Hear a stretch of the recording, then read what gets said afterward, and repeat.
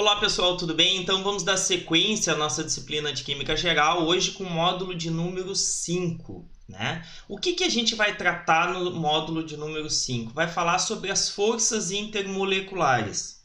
Então, no último módulo, a gente trabalhou com o primeiro estado físico, ou estado de agregação, que seria o estado gasoso. No caso do estado gasoso, o que acontece? Nós levamos em consideração que as partículas que compõem aquele gás estão numa determinada distância, ou seja, uma distância suficientemente grande quando comparado ao tamanho das partículas que o compõem. Então, as forças de atração e de repulsão presentes nessas moléculas, né, são praticamente inexistentes justamente pela distância entre elas. Então, seria como, por exemplo, eu pegasse dois ímãs e eu colocasse ele suficientemente longe para que não houvesse o campo magnético suficiente para a gente sentir a atração entre esses dois ímãs.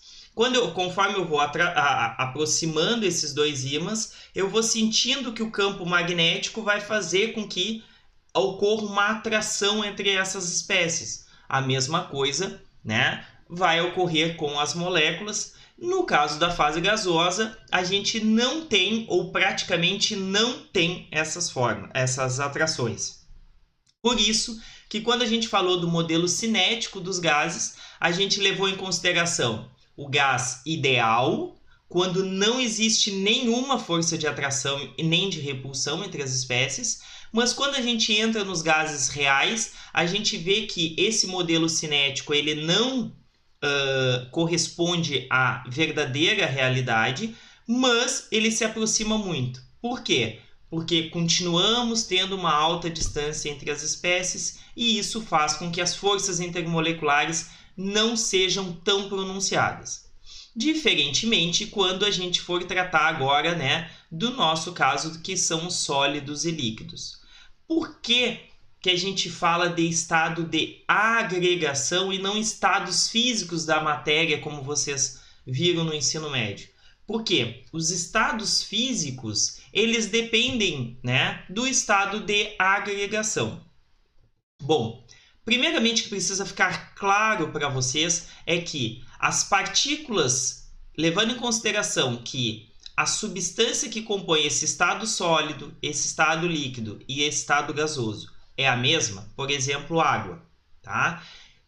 A molécula da água aqui, representada por essa bolinha, é exatamente igual à molécula aqui, representada por essa bolinha no estado líquido. E que é exatamente igual a essas bolinhas aqui, representadas no estado sólido. Ou seja, a molécula da água não sofre modificações no estado físico. Ela continua sendo a mesma molécula. O que está diferenciando é o estado de agregação entre ela e outras moléculas iguais a ela, ou seja, as moléculas vizinhas, né? No estado gasoso, elas estão mais distantes, numa forma mais desordenada, quando comparado ao estado líquido, que por sua vez está mais, né, desorganizado e mais distante que no estado sólido. Isso precisa ficar bem claro. Bom, como a gente viu, né, nós temos três estados físicos, ou pelo menos aqueles mais comuns, né, que são o estado sólido, líquido e gás. Né? Mas o que difere mesmo no estado sólido? Por exemplo, aqui eu tenho carbono no estado sólido, na forma grafite, carbono no estado sólido, na forma carvão, e esse carbono no estado sólido, na forma diamante. Todos são sólidos, mas existe uma diferença entre as fases sólidas do carbono. E isso tem a ver com as forças intermoleculares e a forma como ele está disposto no espaço. E é isso que a gente precisa entender. Bom, o carbono diamante ele está organizado tridimensionalmente, extremamente organizado, né? Já o carvão ele tem formas organizadas, mas em formas mais mais organizado quando comparado ao líquido, né? Mas menos organizado que no diamante. E o grafite, a mesma coisa, né? Ele também tem uma forma mais organizada que na forma líquida, mas, né, nada comparado ao diamante. O diamante seria a estrutura mais organizada dessas três. E o que é uma fase, né? Então, quando eu falo diferenças de fase, quando eu coloco um copo, né, encho ele com água líquida e coloco algumas pedras de gelo, né? Eu tenho água, somente água ali. Eu não tenho nenhuma outra substância, né? Vamos considerar que tenha gases dissolvidos, mas enfim. Ali eu só tenho água, né? Mas eu consigo distinguir a fase sólida da fase líquida, né? Então a fase é quando eu consigo olhar a matéria, né, aquela substância, e eu não consigo distinguir, né, nada. Eu tenho uma fase única, por exemplo, água líquida, ou uma fase única, um cubo de gelo. Se eu olhar eu vejo uma fase única, né? Então eu consigo que a matéria tenha uma composição química e um aspecto físico uniforme. Isso é o que caracteriza uma fase. Bom, o que são essas forças intermoleculares que eu falei que não estão presentes ou praticamente inexistentes na fase gasosa, mas estão presentes na fase líquida e sólida? Então aqui eu tenho um gráfico da energia potencial, tá? E por que eu estou falando de energia potencial? Porque em grande parte essas interações, sejam interações de um cátion e um ânion entre duas moléculas apolares ou polares, né? Entre uma molécula polar e um íon, né? Todas essas forças podem ser representadas pelas interações colômbicas, que é esta expressão aqui da energia potencial. A gente já viu essa energia potencial e a gente vai voltar a falar sobre ela, né? Então, essa expressão é o produto da multiplicação das cargas das espécies. Então, quando eu imagino duas espécies se aproximando, é a carga de cada uma, dividido por 4π, que é uma constante, ε0, que é a permissividade no vácuo. E aí a gente precisa ter bem claro uma coisa.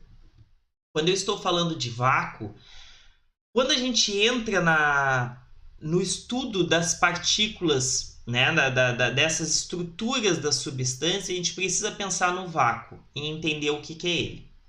Quando eu olho uma sala repleta de pessoas e móveis, ela é uma sala cheia.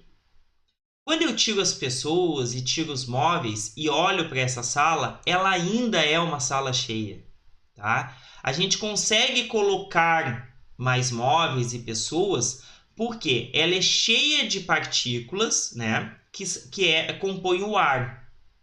Mas se eu tirar essas partículas, eu tenho vácuo, eu tenho a inexistência, eu não tenho nada ali presente. E por que mesmo eu posso dizer que aquela sala está cheia, mesmo quando eu olho para ela e me parece vazia? Por quê? Quando eu digo para vocês que as partículas gasosas estão altamente distantes, né? Eu digo que eu posso colocar coisas entre elas, né? Eu posso colocar objetos que elas vão se aproximar um pouco mais porque a distância é muito grande. Por exemplo, se eu fizer vácuo numa sala, né, e pegar o gás que está dentro de um balão e colocar naquela sala, ele vai ocupar todo o volume da sala. Mas como se antes ele estava num balão? Porque o gás, né, ele ocupa todo o ambiente que o compõe, que o contém, desculpa.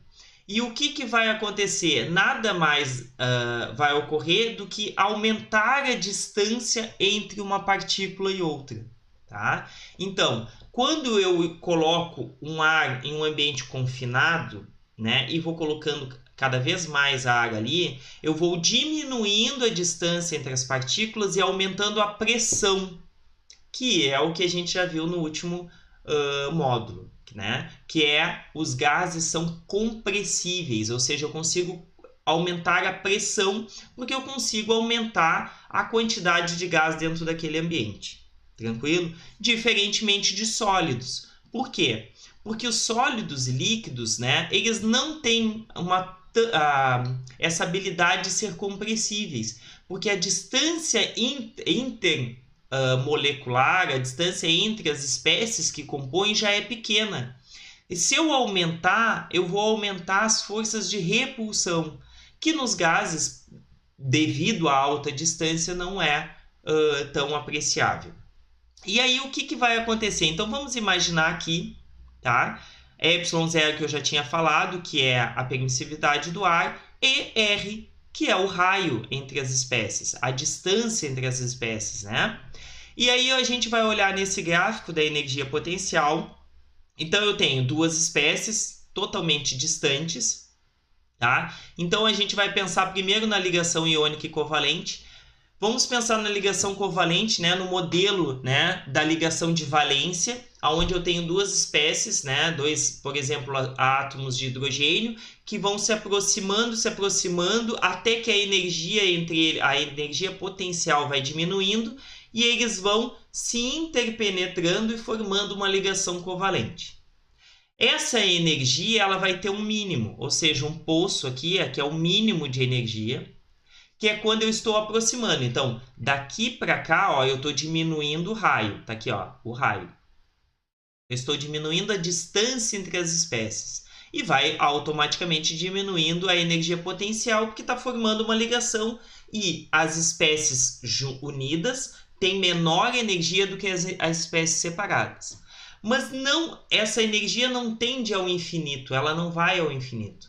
Porque chega um momento que a atração entre os elétrons dessa espécie pelo núcleo dessa outra espécie, ela vai fazendo com que eles se aproximem. Chega um momento que, se a distância é muito grande, o núcleo dessa espécie repele o núcleo dessa daqui.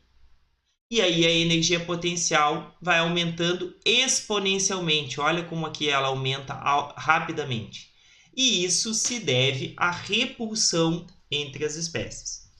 A interação intermolecular, a gente pode observar que ela não tem um raio tão pequeno como o da ligação, ou seja, a distância entre as espécies numa interação intermolecular é maior do que intramolecular. Quando eu estou falando de uma ligação, a distância é menor, né, do que de uma distância intermolecular. Então, duas moléculas, a distância é menor do que dois átomos que formam uma ligação. E isso é representado bem nesse gráfico aqui. Então, vai ter um momento também que eu tenho um mínimo de energia potencial, e quando eu aproximo demais, eu vou ter um aumento. E esse aumento se deve justamente, né, porque o que vai acontecer? A gente pode imaginar dois átomos de hélio, que a gente vai falar mais adiante, que quando eles estão se aproximando, o hélio já é estável, ele não precisa fazer uma ligação, porque ele tem a camada completa, né? A distribuição dele é 1s2, lembrando que o nível 1 só cabe em 2 elétrons, então ele tem a camada fechada. O que acontece? Quando eu vou aproximar os dois, existe uma interação entre os dois átomos, que tem um mínimo aqui. Se eu aproximar mais, eu vou começar a ocorrer a interpenetração. E aí eu vou dar origem, né, pensando na interação, né, ligação da ligação de valência, eu vou ter, né, a interpenetração e os núcleos vão começar a se repelir, né, e eu vou ter um aumento da energia potencial. Então, eu não posso ultrapassar este mínimo aqui, tá? Para a interação intermolecular. Já para a ligação covalente está aqui. Então, elas têm uma mesma característica que está relacionada à distância. Quais são as interações intermoleculares? A gente vai falar dessas aqui, a íon dipolo, dipolo-dipolo, dipolo induzido, de London e ligação de hidrogênio. Íon-íon, bom, isso aqui é uma ligação iônica, a gente até vai falar, né? Mas ela não está nas interações intermoleculares, tendo em vista que a interação entre um íon e um outro íon tem a ver com a ligação iônica. E isso a gente pode ver aqui até pela energia, né, envolvida. Olha só a diferença de uma ligação iônica e das interações intermoleculares. As interações intermoleculares são bem menor em energia, existe uma energia, né? Mas ela não é tão grande quanto uma ligação do tipo iônica. E olha que interessante. Quando eu tenho íons associados, né, que eu tenho uma ligação, né, para eu romper essa ligação, eu preciso dar a energia característica dessa ligação, dessa interação, né, entre as espécies. Nas interações intermoleculares, é algo muito semelhante. Para eu romper, ou seja, para eu distanciar um líquido, por exemplo, eles estão mais próximos, existe uma interação entre as moléculas, e para eu ir para um estado gasoso, onde eles têm uma maior distância, eu preciso dar uma energia. Obviamente, que a gente pode observar, é uma energia menor do que de uma ligação, mas ainda assim eu preciso dar uma energia. Por isso que eu preciso aquecer a água para ela sair do estado líquido e ir para o estado gasoso, ou seja, para ela evaporar, eu preciso dar calor. E por que eu dou calor? Para romper as interações intermoleculares que unem essas moléculas. Tranquilo? E antes da gente entrar na primeira força intermolecular, vamos falar então um pouco sobre a interação íon-íon. Então tá aqui, ó. A gente falou lá no módulo 3, a gente está agora no módulo 5. Na aula 1.3, a gente, quando foi falar de ligações químicas, a gente falou da ligação iônica e eu trouxe exatamente esse slide, que quando a gente vai pensar numa espécie, num íon, né, a gente tem que lembrar que eu não estou simplesmente tratando de um átomo, né, de sódio e um átomo de cloro, unidos por uma interação iônica, né, porque agora já não é mais um átomo de sódio, e sim um cátion sódio, porque ele doou um elétron, desculpa. E não é também só um átomo de cloro, porque eu estou tratando de um ânion, porque ele recebeu um elétron, né? E como ele é uma espécie carregada negativamente, com uma carga, então está aqui a carga do ânion. Aqui a carga do cátion, também é uma nesse caso, vezes a carga elementar do elétron elevado ao quadrado. A carga elementar é aquela, né, que Thomson tentou distribuir, mas foi lá no experimento da gota de óleo que se descobriu a relação massa-carga, lembra? Então, o produto do número das cargas vezes, né, a carga elementar elevado ao quadrado, 4πε0, né? 4π uma constante, ε0 também, porque é a permissividade no vácuo, vezes o raio do sódio e o raio do cloro. Ou eu posso substituir R12 pela distância entre os dois núcleos. Tranquilo? Por que é raio de um mais o raio do outro? Porque a distância é a composição do raio de um mais a distância do raio do outro. Essa energia, a gente tem que lembrar que ainda a gente falou do ciclo de Bohr-Haber. Ah, professor, mas agora o que é isso? Bom, se eu precisar converter o átomo de sódio para gás, converter ele de um átomo neutro para um cátion, ou seja, tirar a energia de ionização para tirar um elétron dele. A mesma coisa, a energia para converter o átomo de cloro, né, dissociar uma ligação de Cl2, né, em átomos de Cl. Eles já estão na fase gasosa, mas eu preciso também ter a energia envolvida para eu dar o elétron para ele. Essa energia é a afinidade eletrônica. E se eu levar em consideração tudo isso, né, eu não tenho a energia do cristal. Por quê? Porque a energia do cristal não é a interação entre um cátion e um ânion, e sim da rede. Porque eu tenho aqui um cátion, um ânion, um cátion e um ânion, ou seja, eles também têm as interações, né, a mais do que um átomo de distância ou uma partícula de distância. Eles estão a muito mais. Então, tem mais interações entre o cátion e o próximo ânion, não imediatamente ao lado dele. E também tem, obviamente, a contribuição da repulsão entre o cátion e o cátion vizinho ao ânion que está no meio. Isso a gente viu, então, caso surgir alguma dúvida, voltem lá no módulo 3, na aula 1.3, que eu vou tratar justamente isso daqui. Isso é a interação entre um cátion e um ânion. Precisa ficar claro porque a gente vai justamente tratar sobre isso, né? Esse tipo de interação ou algo muito semelhante a isso nas interações intermoleculares. Mas isso a gente vai deixar para a próxima aula. Tranquilo? Então, até a próxima aula.